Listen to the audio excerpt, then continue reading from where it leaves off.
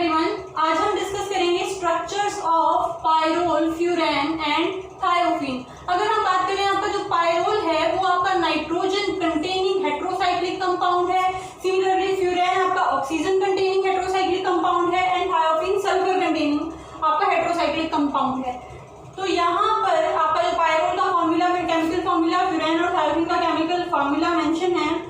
तो हम बात कर लेते हैं हमारा जो पायरोल है C4H5N, फ्यूरेन है आपका C4H4O एंड थायोफीन है आपका C4H4S।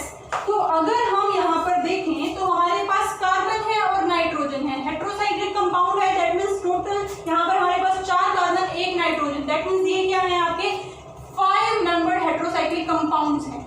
और यहाँ पर अगर आप कार्बन की वैलेंसी, दैट मीन्स आपका बेसिक स्केलेटन तो है ये कि आपका 5 मेंबर रिंग है।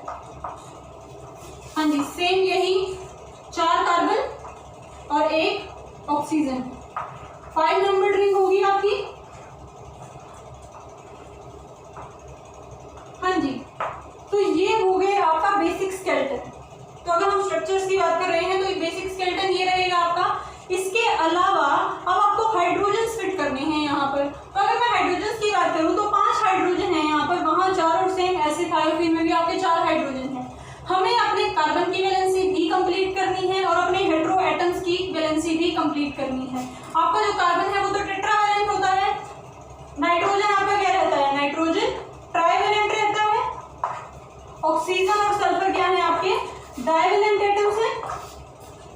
तो अगर मैं देखूं यहाँ पर ऑक्सीजन की वैलेंसी कंप्लीट है, सल्फर की वैलेंसी कंप्लीट है, नाइट्रोजन की वैलेंसी कंप्लीट नहीं है। तो इसे कंप्लीट करने के लिए हम क्या करेंगे, हाइड्रोजन अटैच कर देंगे तो नाइट्रोजन की वैलेंसी भी कंप्लीट हो गई। अब तीनों स्ट्रक्चर्स के पास 4-4 हाइड्रोजन पेंडिंग है और हमारे पास 4-4 कार्बन पोजीशन भी है जिनके बॉन्ड्स कंप्लीट अभी तक नहीं है। यहाँ पर अगर मैं इस कार्बन की बात करूँ, हाँ जी 1 2 2 बॉन्ड यहाँ ऑलरेडी बने हुए हैं, एक हाइड्रोजन के साथ बन जाएगा। अगर मैं इक्वली डिस्ट्रीब्यूट कर दूँ तो चारों कार्बन के पास एक हाइड्रोजन है, यानी कि स्ट्रक्चर कुछ ऐसी हो जाएगी।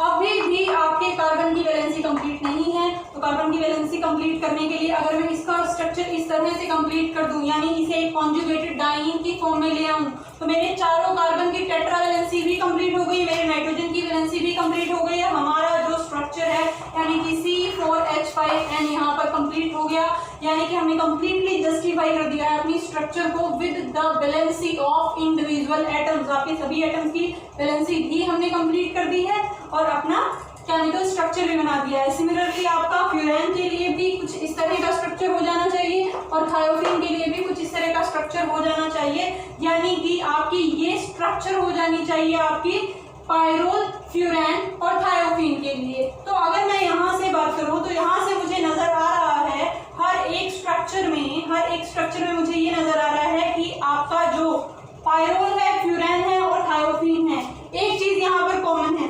अगर मैं अपने हेटेरो एटम को रिमूव करूँ, यहाँ से हेटेरो एटम को अगर मैं कवर करके रखूँ तो हर एक क्या है आपका डाइईन है, यानी कि ये बेसिक स्ट्रक्चर सबके पास है। यहाँ पर क्या होता है, डाइईन और डाइईन की अपनी स्पेसिफिक रिएक्शन होती है। तो कॉन्जुगेटेड डाइईन की रिएक्शन देनी चाहिए इन सबको, तो ऑब्वियसली ये कॉन्जुगेटेड डाइईन की रिएक्शंस देंगे। तो इनकी क्या रिएक्शंस होंगी, कॉन्जुगेटेड डाइईन की। इसके अलावा यहाँ पर अगर मैं देखूँ तो ये जो पार्ट है हमारा, ये रिप्रेजेंट कर रहा है आपके अमीन्स को, सेकेंडरी अमीन्स कह सकती हूँ मैं। तो आपके पायरोल को कॉन्जुगेटेड डाइईन्स के साथ अमीन्स की रिएक्शंस भी देनी चाहिए। ROR ये आपको नजर आ रहा है, यानी ये ईथर की फॉर्म में आपको नजर आ रहा है। तो यहाँ पर ऑक्सीजन 2 कार्बन एटम्स के 2 कार्बन चेन के बीच में है, तो दैट मीन्स ये क्या है, ईथर।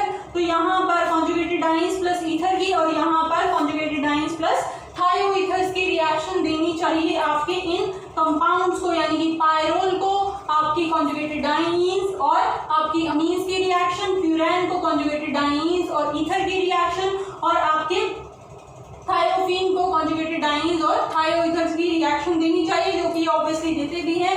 इसके अलावा ये कुछ एरोमेटिक कंपाउंड्स की रिएक्शंस भी देते हैं, electrophilic reactions, electrophilic substitution reaction ये बहुत ज्यादा देते हैं। इनफैक्ट बेंजीन से भी कहीं ज्यादा दे देते हैं कुछ रिएक्शंस, तो जैसे कि आपकी नाइट्रेशन, सल्फोनेशन, आपका आपका डाइआज़ोडाइनियम सॉल्ट के साथ रिएक्शन, ये सभी रिएक्शन हैं जो ये देते हैं। दैट मीन्स ये आपकी एरोमेटिक कंपाउंड्स की रिएक्शंस भी देते हैं, जो कि ये रिप्रेजेंट करता है कि ये स्ट्रक्चर्स आपकी कॉन्जुगेटेड डाइन्स की स्ट्रक्चर्स नहीं होती, बल्कि ये एरोमेटिक कंपाउंड्स हैं, क्योंकि एरोमेटिक कंपाउंड्स की यानी कि इलेक्ट्रोफिलिक सब्स्टिट्यूशन रिएक्शंस देते हैं। तो अब हमें ये देखना है कि किस तरह से आपकी ये स्ट्रक्चर को आप अपने पॉइंट को किस तरह से इन स्ट्रक्चर्स के साथ जस्टिफाई करोगे। तो हमें इनकी इंडिविजुअल स्ट्रक्चर्स क्या करनी है, डिटेल में करनी है। तो हम एक एक करके आपके तीनों structures pyrrole, furan and thiophene individually हम डिस्कस करेंगे। इन तीनों की मॉलिक्यूलर ऑर्बिटल पिक्चर को हम डिस्कस करेंगे और उसके बाद हम क्या करेंगे, इनकी एरोमेटिसिटी को एक साथ कंपेयर करेंगे। हाँ जी, तो हम स्टार्ट करते हैं पायरोल से। तो पायरोल में आपका क्या होता है, C4H5N। हाँ जी, तो इस पायरोल के केस में आपका क्या होता है, जो आपका कार्बन और नाइट्रोजन है, जो आपका बेसिक स्केलेटन है, उसमें आपके कार्बन और नाइट्रोजन दोनों ही क्या होते हैं, sp2 हाइब्रिडाइज्ड होते हैं। तो अगर मैं कार्बन की बात करूं, इलेक्ट्रॉनिक कॉन्फ़िगरेशन रहेगी 1s2 2s2 2p2। सिमिलरली आपकी nitrogen atomic number 7 electronic configuration रहेगी 1s2 2s2 2p3। हाँ जी, तो अगर मैं बात करूं एक्साइटेड स्टेट में, हाइब्रिडाइजेशन की हम बात कर रहे हैं, एक्साइटेड स्टेट में बात कर लेते हैं। आपका 2s एंड 2p को रिप्रेजेंट कर रहे हैं हम यहाँ पर, 2s एंड 2p। हाँ जी, 2s2 2p2। एक्साइटेड स्टेट में क्या हो जाएगा, आपका एक इलेक्ट्रॉन कहाँ चला जाएगा, p में चला जाएगा। तो यहाँ पर चारों के चारों ऑर्बिटल्स आपके, यानी एक s और 3 p क्या रहेंगे आपके, सिंगल इलेक्ट्रॉन रहेगा यहाँ पर। सिमिलरली आप एक्साइटेड स्टेट की अगर बात करो नाइट्रोजन की, तो सेम यही 2s and 2p valence shell. हाँ जी, 2p3 है हमारे पास, 2s2 है एक्साइटेड स्टेट में s का इलेक्ट्रॉन कहाँ चला जाएगा, आपका p में चला जाएगा। हाँ जी, हमने क्या कहा है, आपका कार्बन भी sp2 हाइब्रिडाइज्ड है, यानी हाइब्रिडाइजेशन के टाइम पर 1s और 2p क्या हो जाएंगे, मिक्स हो जाएंगे। सिमिलरली नाइट्रोजन के केस में भी यही होगा, नाइट्रोजन के केस में भी आपके एक s और 2p मिक्स होकर के क्या हो जाएगी, हाइब्रिडाइजेशन sp2। हाँ जी, तो sp2 हाइब्रिडाइजेशन है, दैट मीन्स जो आपका कार्बन है वो आपके 3 हाइब्रिड ऑर्बिटल्स बना रहा है, और तीनों क्या है, 120 के एंगल पर, यानी प्लेनर स्ट्रक्चर रहेगी। सिमिलरली आपकी नाइट्रोजन की भी क्या रहेगी, प्लेनर स्ट्रक्चर रहेगी। और इसके अलावा जो एक आपका अनहाइब्रिड ऑर्बिटल रह गया है, वो आपका क्या रहेगा, वो अनहाइब्रिड ऑर्बिटल क्या रहेगा, आपका परपेंडिकुलर रहेगा इस प्लेन के। तो अगर मैं बात करूं कि ये आपका यहाँ कार्बन है, यहाँ अगर आपका कार्बन है तो कार्बन के 3 यहाँ पर ऑर्बिटल्स हैं जो क्या है, हाइब्रिड ऑर्बिटल्स हैं, एक इधर एक इधर एक इधर, बेसिकली 120 का एंगल रहेगा इनके बीच में। और यहाँ पर आपका जो p ऑर्बिटल है, अनहाइब्रिड p ऑर्बिटल है, इसके क्या होगा, परपेंडिकुलर रहेगा, यानी प्लेन के परपेंडिकुलर रहेगा। तो अगर मैं बात करूँ इसके स्केलेटन के बारे में, तो हमारा बेसिक स्केलेटन क्या रहता है, हमारा बेसिक स्केलेटन रहता है कि कार्बन एंड देन आपका नाइट्रोजन। तो अगर मैं बात करूं यहाँ पर, तो उस प्लेन का एक बॉन्ड ये और एक बॉन्ड कहीं इधर बनेगा। सिमिलरली यहाँ और यहाँ, सिमिलरली 1 2 और 3 जो ये हाइब्रिड ऑर्बिटल्स हैं, ये कुछ इस तरह से रिप्रेजेंट होंगे, यानी कि यहाँ क्या रहेंगे आपके हाइब्रिड ऑर्बिटल। अगर मैं इस कार्बन की बात करूँ, ये भी इसका हाइब्रिड ऑर्बिटल है, ये इसका हाइब्रिड ऑर्बिटल है और ये इसका हाइब्रिड ऑर्बिटल है। जो इसका अनहाइब्रिड ऑर्बिटल है वो इसके साथ यहाँ पर परपेंडिकुलर रहेगा, यानी ये आपको स्ट्रक्चर प्लेन में नजर आ रही है। जो इसका अनहाइब्रिड ऑर्बिटल रहेगा वो यहाँ रहेगा, उसके पास क्या रहेगा, एक सिंगल इलेक्ट्रॉन रहेगा। तो अगर मैं यहाँ पर इसे रिप्रेजेंट करूँ तो कुछ इस तरह से आपको नजर आएगा। ये मैं रिप्रेजेंट जो करने की कोशिश कर रही हूँ यहाँ पर, वो बेसिकली है ऐसे, प्लेन पर तो आपको ऐसे ही शो करना पड़ेगा। तो यहाँ पर है वो ऑर्बिटल, सिमिलरली इस कार्बन का यहाँ पर होगा अनहाइब्रिड ऑर्बिटल, इस कार्बन का यहाँ होगा अनहाइब्रिड ऑर्बिटल, और इस कार्बन का होगा यहाँ पर। जितना आपको यहाँ नजर आ रहा है उतना ही इसके बैक साइड में, यानी आपके बोर्ड के बैक साइड में बेसिकली इस तरह से परपेंडिकुलर डायरेक्शन में होगा। ठीक है, तो यहाँ इस तरह से आपके क्या रहेंगे, कार्बन के अनहाइब्रिड p ऑर्बिटल रहेंगे, और ये जो आपके अनहाइब्रिड p ऑर्बिटल है ये किसके हैं, कार्बन के, जो क्या रहेंगे, परपेंडिकुलर डायरेक्शन में रहेंगे। हाँ जी, तो कुछ इस तरह से आपके अनहाइब्रिड पी ऑर्बिटल्स रहेंगे। ये क्या रहेंगे आपके unhybrid P orbitals. Similarly nitrogen के भी 3 क्या हैं हाइब्रिड ऑर्बिटल्स। हाँ जी 3 हाइब्रिड ऑर्बिटल 1 2 और तीसरा यहाँ पर होगा कहीं पर। हाँ जी सिमिलरली इसका भी जो अनहाइब्रिड ऑर्बिटल होगा वो कहाँ होगा यहाँ होगा। इसी तरह से परपेंडिकुलर डायरेक्शन में, जैसे ये सभी परपेंडिकुलर डायरेक्शन में है, इसका भी एक अनहाइब्रिड ऑर्बिटल होगा जो कहाँ होगा परपेंडिकुलर डायरेक्शन में होगा। हाँ जी तो ये तो हो गई इसकी ऑर्बिटल रिप्रेजेंटेशन। इस ऑर्बिटल रिप्रेजेंटेशन में जो कार्बन के अनहाइब्रिड ऑर्बिटल हैं उन सभी के पास एक सिंगल इलेक्ट्रॉन है, तो दैट मीन्स यहाँ पर एक सिंगल इलेक्ट्रॉन, सिमिलरली यहाँ पर भी एक सिंगल इलेक्ट्रॉन, यहाँ पर भी एक सिंगल इलेक्ट्रॉन, यहाँ पर भी सॉरी कार्बन के केस में यहाँ एक सिंगल इलेक्ट्रॉन और नाइट्रोजन के केस में क्या है 2 इलेक्ट्रॉन्स, यानी कि एक इलेक्ट्रॉन पेयर प्रेजेंट है अनहाइब्रिड ऑर्बिटल में। तो बेसिकली अगर मैं इस स्ट्रक्चर को देखूं तो ये सारे आपके कहाँ पर प्रेजेंट है, तो क्या है नाइट्रोजन के केस में आपका अनहाइब्रिड ऑर्बिटल यहाँ पर है, सिमिलरली यहाँ पर इस डायरेक्शन में आपका कार्बन का अनहाइब्रिड ऑर्बिटल है, यहाँ भी कार्बन का, यहाँ भी कार्बन का, यानी कि आपको यहाँ पर अगर आपको इस रिंग में नजर आए तो यहाँ हर पोजीशन पर जहां जहां मैंने रोका है वहां क्या प्रेजेंट है ऑर्बिटल प्रेजेंट है। अब ऑर्बिटल प्रेजेंट है और इन ऑर्बिटल्स के पास क्या है इलेक्ट्रॉन्स हैं, तो ये इलेक्ट्रॉन क्या करेंगे रेजोनेट करेंगे, यानी कि ये इलेक्ट्रॉन्स यहाँ पर एक रिंग करंट बना लेंगे, यानी कि इलेक्ट्रॉन्स का एक सर्कुलर मोशन बना लेंगे, एक सर्कुलर फॉर्म में रेजोनेट करना स्टार्ट कर देंगे, जिसे हम बोलते हैं रिंग करंट। तो रिंग करंट आपका जिस तरह से आपकी ये रिंग है, ये है आपकी रिंग, इस रिंग के ऊपर की तरफ इस तरीके से एक इलेक्ट्रॉन क्लाउड जनरेट हो जाएगा, यहाँ पर जो आपके ऑर्बिटल्स हैं वो रेजोनेट करेंगे, तो यहाँ क्या बना लेंगे रिंग क्लाउड बना लेंगे इलेक्ट्रॉन्स का, यानी जिन्हें हम क्या बोलेंगे पाई इलेक्ट्रॉन क्लाउड। तो पाई इलेक्ट्रॉन क्लाउड एक ऊपर की तरफ एक नीचे की तरफ। हाँ जी तो अगर आप इस स्ट्रक्चर को ध्यान से देखो और अपने हक्कल रूल में चले जाओ तो वहां पर क्या होता है, वहां पर वो हमें ये बताता है कि अगर आपकी स्ट्रक्चर साइक्लिक है और वहां पर आपकी क्या है इलेक्ट्रॉन्स रेजोनेट कर रहे हैं, इलेक्ट्रॉन्स डेंसिटी है वहां पर पाई इलेक्ट्रॉन डेंसिटी है और वो रेजोनेट कर रही है, और वहां पर रेजोनेट करने वाले इलेक्ट्रॉन्स कितने हैं 4n+2 पाई इलेक्ट्रॉन्स हैं। अगर आपके 4n+2 पाई इलेक्ट्रॉन्स हैं तो ऐसे केस में आपका कंपाउंड क्या बनेगा, तो ऐसे केस में आपका कंपाउंड बनेगा आपका एरोमेटिक कंपाउंड।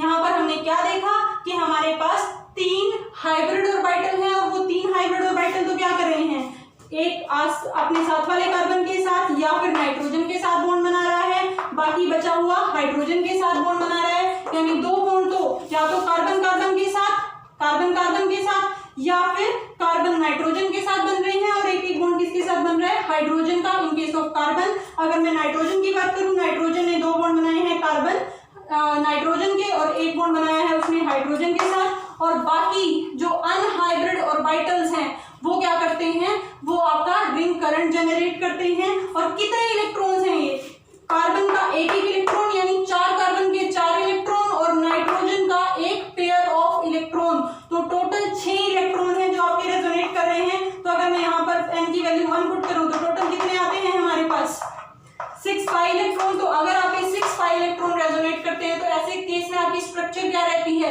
एरोमेटिक रहती है। तो दैट मीन्स यहाँ पर जो हमारी स्ट्रक्चर है वो एरोमेटिक है, और इस एरोमेटिक स्ट्रक्चर के जो 4n+2 पाई इलेक्ट्रॉन यानी जो 6 पाई इलेक्ट्रॉन्स हैं 4 इलेक्ट्रॉन्स तो कहाँ से हैं इंडिविजुअल कार्बन से, यानी जो आपके कार्बन है उन्होंने एक इलेक्ट्रॉन को कंट्रीब्यूट किया है और आपके नाइट्रोजन ने 2 इलेक्ट्रॉन्स को कंट्रीब्यूट किया है, जिसकी वजह से आपकी स्ट्रक्चर के अंदर 6 पाई इलेक्ट्रॉन रेजोनेट करते हैं, जिसकी वजह से आपकी स्ट्रक्चर क्या है एरोमेटिक है। तो ये था आपका पायरोल के बारे में कि आपकी जो पायरोल है उसका स्ट्रक्चर कुछ इस तरह से रहता है। तो जैसा कि हम रिप्रेजेंट करने की कोशिश कर रहे थे कि हमने बोला था कि जो आपका पायरोल है वो एक कॉन्जुगेटेड डाइईन है, तो आप उसे एक कॉन्जुगेटेड डाइईन की बजाय आप उसे किस तरह से रिप्रेजेंट कर सकते हो, आप उसे रिप्रेजेंट कर सकते हो कुछ इस तरह से कि यहाँ पर आपका जो इलेक्ट्रॉन क्लाउड है वो रेजोनेट करता रहता है और ये 6 पाई इलेक्ट्रॉन का क्लाउड है, दैट्स व्हाई ये क्या हो जाएगा आपका एरोमेटिक कंपाउंड हो जाएगा। हक्कल रूल से अगर हम जाते हैं 4n+2 पाई रूल से तो ये आपका क्या है एरोमेटिक कंपाउंड है। हाँ जी, अगर हम बात करें इसका कंपैरिजन करें बेंजीन रिंग के साथ, तो बेंजीन रिंग पर क्या होता है, बेंजीन रिंग पर हर एक कार्बन एक एक इलेक्ट्रॉन देता है। बेसिकली होता क्या है, 6 कार्बन है तो 6 के 6 कार्बन एक एक इलेक्ट्रॉन देगा, और एक एक इलेक्ट्रॉन देगा तो हर एक कार्बन के पास क्या आ जाएगी, पाई इलेक्ट्रॉन डेंसिटी आ जाएगी। यहाँ पर इस केस में अगर मैं बात करूं, टोटल 5 मेंबर्ड रिंग है, 5 मेंबर्ड रिंग है, बट इलेक्ट्रॉन्स कितने हैं, इलेक्ट्रॉन्स हैं 6। 5 मेंबर की रिंग में 6 इलेक्ट्रॉन रेजोनेट कर रहे हैं, 6 इलेक्ट्रॉन रेजोनेट कर रहे हैं, तो पर कार्बन पाई इलेक्ट्रॉन जो पहुंचा है, यानी कि जो रेजोनेट करने के बाद जो इलेक्ट्रॉन डेंसिटी पहुंची है वो इन कंपैरिजन टू बेंजीन ज्यादा है। यहाँ पर क्या था, 6 कार्बन 6 इलेक्ट्रॉन्स की डेंसिटी, यहाँ पर 5 एटम और 6 इलेक्ट्रॉन्स की डेंसिटी।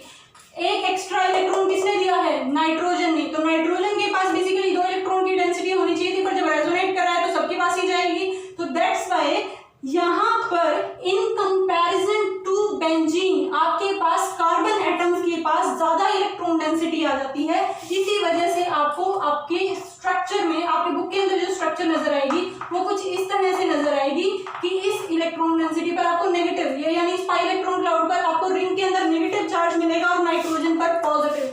इसका रीजन क्या है कि नाइट्रोजन ने अपनी इलेक्ट्रॉन डेंसिटी किसको दे दी है, रिंग को दे दी है, और अब रिंग पर ज्यादा इलेक्ट्रॉन डेंसिटी हो गई, और ज्यादा इलेक्ट्रॉन डेंसिटी को आप किससे रिप्रेजेंट करोगे, नेगेटिव चार्ज से। हाँ जी, यही रीजन है क्योंकि इनके पास ज्यादा इलेक्ट्रॉन डेंसिटी है इन कंपैरिजन टू बेंजीन, इसीलिए आपके ये जो आपके एरोमेटिक कंपाउंड है, यानी जो पायरोल है, ये जो 5 मेंबर हेटेरोसाइक्लिक कंपाउंड है, ये बेंजीन से कहीं ज्यादा इलेक्ट्रोफिलिक सब्स्टिट्यूशन रिएक्शन शो करता है। क्यों, क्योंकि इसके पास इलेक्ट्रॉन डेंसिटी ज्यादा है, तो एक स्ट्रॉन्ग न्यूक्लियोफिलिक सेंटर की तरह बिहेव करेगा, और स्ट्रॉन्ग न्यूक्लियोफिलिक सेंटर की तरह बिहेव करेगा, तो इस पर आपकी इलेक्ट्रोफिलिक सब्स्टिट्यूशन रिएक्शन क्या रहती है, बेंजीन के कंपैरिजन में ज्यादा इजीली होती हैं।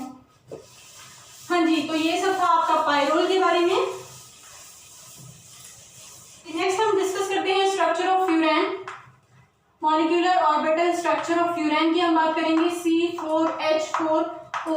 हाँ जी, सिमिलरली एज आप पायरोल, जहां पर कार्बन और नाइट्रोजन आपका क्या था, sp2 हाइब्रिडाइज था, सिमिलरली आपका कार्बन और ऑक्सीजन भी क्या रहता है, sp2 हाइब्रिडाइज रहता है। तो कार्बन की अगर हम एक्साइटेड स्टेट की बात करें तो आपका क्या हो जाएगा, 2s and 2p। सिमिलर वही इलेक्ट्रॉन आपका एक्साइटेड स्टेट से कहाँ चला, एक्साइटेड स्टेट में कहाँ चला जाएगा, आपका 2p में चला जाएगा। हाँ जी, जब मिक्सिंग होगी sp2 हाइब्रिडाइजेशन होगी, sp2 हाइब्रिडाइजेशन में आपका एक ऑर्बिटल क्या रह जाएगा, अनहाइब्रिडाइज्ड। सिमिलरली ऑक्सीजन के केस में oxygen atomic number 8, that means 1s2 2s2 2p4। हाँ जी, एक्साइटेड स्टेट की अगर हम बात करें 2s and 2p। हाँ जी, 2p ऑलरेडी 4 है, तो यहाँ पर आपका एक इलेक्ट्रॉन यहाँ ऑलरेडी प्रेजेंट है, एक्साइटेड स्टेट में s वाला इलेक्ट्रॉन भी यहीं पर आ जाएगा, तो हमारे पास है इस तरह से, यानी कि sp2 हाइब्रिडाइज जो आपकी स्ट्रक्चर है, sp2 हाइब्रिडाइज अगर आप स्ट्रक्चर देखो तो यहाँ पर आपकी अनहाइब्रिड ऑर्बिटल्स में भी क्या है, एक एक इलेक्ट्रॉन है, और हाइब्रिडाइज्ड ऑर्बिटल में भी क्या है, एक एक इलेक्ट्रॉन है। ऑक्सीजन के केस में आपकी 3 हाइब्रिड ऑर्बिटल हैं, 2 हाफ फिल्ड हाइब्रिड ऑर्बिटल और एक क्या है, लोन पेयर। एक हाइब्रिड ऑर्बिटल में आपका लोन पेयर है, यानी यहाँ पर 3 हाइब्रिड ऑर्बिटल्स हैं, 2 तो क्या करेंगे, बॉन्डिंग में इन्वॉल्व होंगे, और एक क्या है आपका लोन पेयर है। कहाँ है ये लोन पेयर, हाइब्रिड ऑर्बिटल में। तो यहाँ पर आपको नजर आ रहे हैं 2 लोन पेयर, एक हाइब्रिड ऑर्बिटल में रहेगा और दूसरा कहाँ रहेगा, अनहाइब्रिड ऑर्बिटल में रहेगा। हाँ जी, sp2 हाइब्रिडाइज्ड है तो सेम वही प्लेनर स्ट्रक्चर होगी, प्लेनर स्ट्रक्चर होगी। तो जो कार्बन है, तो कार्बन क्या करेगा, या तो कार्बन के साथ बॉन्ड बनाएगा, 2 बॉन्ड कार्बन कार्बन के साथ और एक हाइड्रोजन के साथ। सिमिलरली कार्बन कार्बन के साथ 2 बॉन्ड, ये कार्बन कार्बन के साथ, कार्बन हाइड्रोजन के साथ तीसरा। हाँ जी, 3 बॉन्ड कंप्लीट हो गए, यानी sp2 हाइब्रिडाइज था, 3 बॉन्ड्स की फॉर्मेशन होनी थी, हो गई। सिमिलरली ऑक्सीजन के केस में क्या होगा, ऑक्सीजन के केस में 2 बॉन्ड तो कार्बन ऑक्सीजन के साथ बनेंगे, जो किससे बने हैं, हाइब्रिड ऑर्बिटल से, और एक हाइब्रिड ऑर्बिटल में क्या रहेगा, आपका लोन पेयर रहेगा। तो एक हाइब्रिड ऑर्बिटल में आपका क्या रहेगा, लोन पेयर रहेगा। अब बात आती है आपके अनहाइब्रिड ऑर्बिटल की। Unhybrid orbital as similar to pyrrole क्या रहेंगे, आपके परपेंडिकुलर डायरेक्शन में रहेंगे। तो अगर मैं कार्बन की बात करूं, कार्बन के जो परपेंडिकुलर डायरेक्शन में है, परपेंडिकुलर डायरेक्शन में है और उसके पास क्या है, एक सिंगल इलेक्ट्रॉन है। सिमिलरली इसका भी सेम वही परपेंडिकुलर डायरेक्शन में विद 1 इलेक्ट्रॉन, परपेंडिकुलर डायरेक्शन में विद 1 इलेक्ट्रॉन, परपेंडिकुलर डायरेक्शन में विद 1 इलेक्ट्रॉन। ऑक्सीजन के केस में भी सेम वही perpendicular direction with 2 electrons with a pair of electron. हाँ जी, कार्बन का unhybrid orbital single electron, carbon का unhybrid orbital single electron, oxygen का अनहाइब्रिड ऑर्बिटल विद 2 इलेक्ट्रॉन्स यानी pair of electron. Similarly carbon का अगर हाइब्रिड ऑर्बिटल है same वही डायरेक्शन परपेंडिकुलर रहेगी with 1 electron, direction perpendicular with 1 electron. हाँ जी, तो सेम वही आपके जो अनहाइब्रिड ऑर्बिटल्स हैं वो ओवरलैप करेंगे, ओवरलैप करेंगे ऊपर वाली लोब के साथ, नीचे वाली लोब के साथ। तो टोटल यहाँ पर आपको बात क्या नजर आ रही है कि आपका जो रिंग है उसके पास इलेक्ट्रिक करंट प्रोड्यूस होगा, वहां पर रिंग करंट प्रोड्यूस होगा, सॉरी वहां पर क्या होगा, रिंग करंट प्रोड्यूस होगा, यानी कि आपको रिंग के ऊपर की तरफ और रिंग के नीचे की तरफ आपका क्या होगा, पाई इलेक्ट्रॉन क्लाउड रेजोनेट करेगा। हाँ जी, सेम वही यहाँ पर कितने इलेक्ट्रॉन्स रेजोनेट कर रहे हैं, यहाँ पर आपके टोटल 6 इलेक्ट्रॉन रेजोनेट कर रहे हैं। वापस से हम क्या करेंगे, हक्कल रूल क्या कहता है, क्लोज रिंग होनी चाहिए, इलेक्ट्रॉन ट्रांसफर होना चाहिए, पाई इलेक्ट्रॉन रेजोनेट करनी चाहिए। और टोटल कितने इलेक्ट्रॉन्स हैं, अगर आपके 4n+2 यानी कि यहाँ पर 6 पाई इलेक्ट्रॉन्स हैं, 6 पाई इलेक्ट्रॉन रेजोनेट कर रहे हैं। तो 6 पाई इलेक्ट्रॉन जो रेजोनेट कर रहे हैं वो आपके क्या हैं, वो आपकी स्ट्रक्चर को एरोमेटिक बना रहे हैं। अब ये सब हमने पायरोल में भी देखा था, सिमिलरली यहाँ पर भी ऐसा ही है। यहाँ पर एक चीज चेंज है और ये बात मैंने आपको बोला था नोट करने के लिए भी कि जब आप ये स्ट्रक्चर देखते हो तो मैंने आपको वहां रिप्रेजेंट कराते टाइम ये बोला था कि जब आप लोन पेयर को रिप्रेजेंट करोगे, मैंने कुछ लोन पेयर को अंदर मेंशन किया है, कुछ लोन पेयर्स को बाहर मेंशन किया है, और यहाँ पर वो चीज हमारी क्लियर होती है। किस तरह से, आपने देखा कि यहाँ पर 2 लोन पेयर हैं, एक लोन पेयर हाइब्रिड ऑर्बिटल में है और बाहर है, एक लोन पेयर अनहाइब्रिड ऑर्बिटल में है और रिंग के अंदर रेजोनेट कर रहा है, रिंग के अंदर ये पाई इलेक्ट्रॉन क्लाउड में इन्वॉल्व हो रहा है। तो जो इलेक्ट्रॉन्स, जो लोन पेयर ऑफ इलेक्ट्रॉन्स आपके इन्वॉल्व होंगे बॉन्डिंग में, आपके पाई बॉन्ड फॉर्मेशन में जो इन्वॉल्व होंगे, आपकी स्ट्रक्चर की एरोमेटिसिटी में जो इलेक्ट्रॉन्स इन्वॉल्व होंगे, आप उन्हें रिप्रेजेंट करोगे अंदर, या फिर आप कह सकते हो जो इलेक्ट्रॉन अनहाइब्रिड ऑर्बिटल्स में लाई करते हैं वो लाई करेंगे इनसाइड द रिंग, और जो आपके हाइब्रिड ऑर्बिटल्स में लाई करते हैं वो एग्जिस्ट करेंगे आउटसाइड द रिंग। तो ऑक्सीजन में हमारे पास 2 लोन पेयर हैं, एक हाइब्रिड ऑर्बिटल वाला उसे बाहर रिप्रेजेंट करोगे, एक अनहाइब्रिड ऑर्बिटल वाला जो आपके पाई बॉन्ड फॉर्मेशन में इन्वॉल्व है, जो आपकी इलेक्ट्रॉन क्लाउड में इन्वॉल्व है, वो आपका कहाँ रिप्रेजेंट करोगे आप, इनसाइड द रिंग। तो सिमिलरली जो बातें पायरोल के बारे में थी वो सब बातें यहाँ पर भी अप्लाई होती हैं कि यहाँ पर भी आपके कार्बन के पास क्या है, एक्स्ट्रा इलेक्ट्रॉन डेंसिटी है, इलेक्ट्रोफिलिक सब्स्टिट्यूशन रिएक्शन जो करेगा, तो वो सब था। तो सेम यहाँ पर फ्यूरैन के बारे में भी वही सब बातें हैं। तो ये सब थी आपकी स्ट्रक्चर ऑफ फ्यूरैन। चलिए अगर हम बात करें आपकी थायोफीन की, थायोफीन का आपका फॉर्मूला रहता है C4H4S, as similar to pyrrole and furan. Thiophene के केस में जो आपका कार्बन रहता है वो sp2 हाइब्रिडाइज्ड होता है और सल्फर भी क्या होता है, sp2 हाइब्रिडाइज्ड होता है। तो अगर हम बात करें कार्बन की electronic configuration in excited state, वैलेंशियल electronic configuration की अगर हम बात करें एक्साइटेड स्टेट में, तो जो आपका 2s है वहां से एक इलेक्ट्रॉन कहाँ चला जाता है, 2p में। दैट मीन्स एक्साइटेड स्टेट में आपका क्या रहेगा, एक्साइटेड स्टेट में आपकी इस तरह से इलेक्ट्रॉनिक कॉन्फ़िगरेशन रहेगी, आपका 2s भी हाफ फील्ड और आपके 2p भी हाफ फील्ड रहते हैं। तो यहाँ से हमारे पास 2s और 2p, दैट मीन्स ये क्या है, sp2 हाइब्रिडाइज्ड, यानी कि आपके 3 ऑर्बिटल्स की मिक्सिंग होगी, 3 नए sp2 हाइब्रिड ऑर्बिटल्स की फॉर्मेशन होगी, और एक ऑर्बिटल क्या रह जाएगा, p आपका अनहाइब्रिडाइज्ड रह जाएगा। सिमिलरली s सल्फर, सल्फर की अगर हम वैलेंशियल की बात करें, सल्फर का वैलेंशियल होता है 3, यानी 3s और 3p, और एक्साइटेड स्टेट में हम बात कर रहे हैं इसकी इलेक्ट्रॉनिक कॉन्फ़िगरेशन की।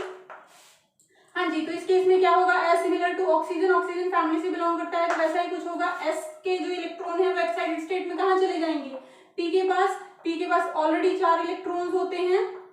हाँ जी, तो 4 इलेक्ट्रॉन इसके पास ऑलरेडी होते हैं और एक एक्साइटेड स्टेट से कहाँ से आया है, एक्साइटेड स्टेट में कहाँ से आया है, S से आपका आया है। तो सेम वही sp2 हाइब्रिडाइजेशन, दैट मींस एक S और 2 P की मिक्सिंग होगी और हाइब्रिडाइजेशन क्या हो जाएगी, sp2, एक ऑर्बिटल आपका क्या रह जाएगा, अनहाइब्रिडाइज्ड।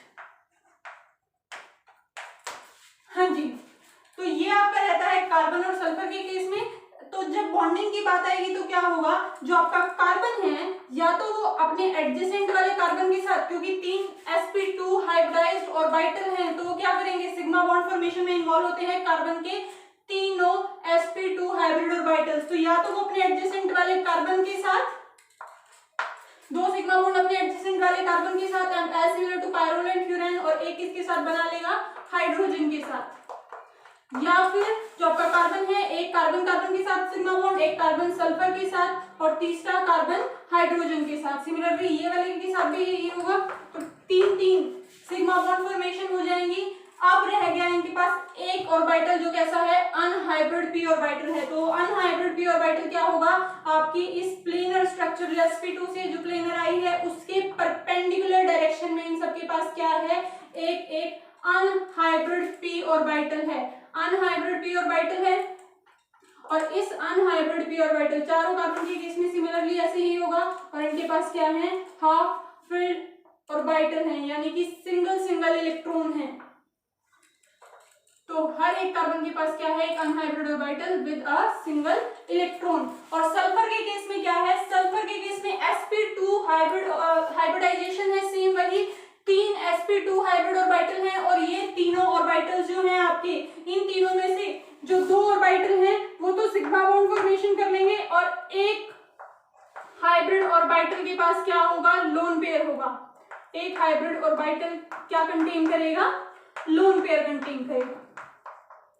हाँ जी, जो 2 सिग्मा बॉन्ड की फॉर्मेशन हुई है वो तो carbon sulphur sigma bond, carbon sulphur sigma bond, और एक हाइब्रिड ऑर्बिटल में क्या रहेगा, आपका लोन पेयर रहेगा। हाँ जी, अब सिमिलरली आपका यहाँ पे क्या है, एक अनहाइब्रिडाइज्ड p ऑर्बिटल है। वो unhybridised p orbital similar to carbon क्या रहेगा, आपका परपेंडिकुलर डायरेक्शन में होगा, और जिसके पास क्या होंगे, आपके 2 इलेक्ट्रॉन्स होंगे, यानी ये पेयर ऑफ इलेक्ट्रॉन होगा। हाँ जी, तो ये कहाँ होगा, अनहाइब्रिडाइज्ड p ऑर्बिटल में। तो ये आपके पास ऑर्बिटल पिक्चर आ गया। तो यहाँ पर क्या होगा, ये 6 इलेक्ट्रॉन, ये कार्बन कार्बन कार्बन के सिंगल इलेक्ट्रॉन्स, और जो यहाँ पर पेयर ऑफ इलेक्ट्रॉन प्रेजेंट है सल्फर में, टोटल कितने हो गए, 6 इलेक्ट्रॉन। ये क्या करेंगे, यहाँ पर डीलोकलाइजेशन होगा, पाई बॉन्ड फॉर्मेशन होगी, ये एक दूसरे के साथ ओवरलैप करेंगे जो अनहाइब्रिडाइज्ड p ऑर्बिटल है। तो यहाँ पर आपका क्या हो जाएगा, यहाँ पर आपका डीलोकलाइजेशन होगा, पाई बॉन्ड का फॉर्मेशन होगा, तो यहाँ पर रिंग करंट प्रोड्यूस होगा। दैट मीन्स आपके पास इस तरह से एक नीचे की तरफ और एक ऊपर की तरफ क्या होगा, पाई क्लाउड जनरेट हो जाएगा। हाँ जी, तो ये क्या हो जाएगा, आपका पाई क्लाउड जनरेट हो जाएगा। दैट मीन्स आपका जो थायोफीन का स्ट्रक्चर है वो कुछ इस तरह से रहता है। हाँ जी, पाई इलेक्ट्रॉन क्लाउड आ जाएगा यहाँ पर, और यहाँ क्या प्रेजेंट है, लोन पेयर। तो ये स्ट्रक्चर आपकी किसकी रहती है, थायोफीन की। तो हमने यहाँ पर डिस्कस किया, आपके पहले हमने डिस्कस की पायरोल की स्ट्रक्चर, सिमिलरली हमने फ्यूरेन की, और सिमिलरली थायोफीन की स्ट्रक्चर की हमने बात की। तो ये थी आपकी तीनों स्ट्रक्चर्स। नेक्स्ट हम डिस्कस करेंगे इसके बाद इनकी रेजोनेटिंग स्ट्रक्चर्स और कंपैरिजन करेंगे इनकी एरोमेटिसिटी को लेकर के। हाँ जी, तो हमने देखा कि हमारे तीनों कंपाउंड क्या हैं, एरोमेटिक कंपाउंड है। नेक्स्ट हम क्या करेंगे, इनकी एरोमेटिसिटी कंपेयर करेंगे और इनकी रेजोनेंस स्ट्रक्चर्स देखेंगे। आज के लिए इतना ही, थैंक यू।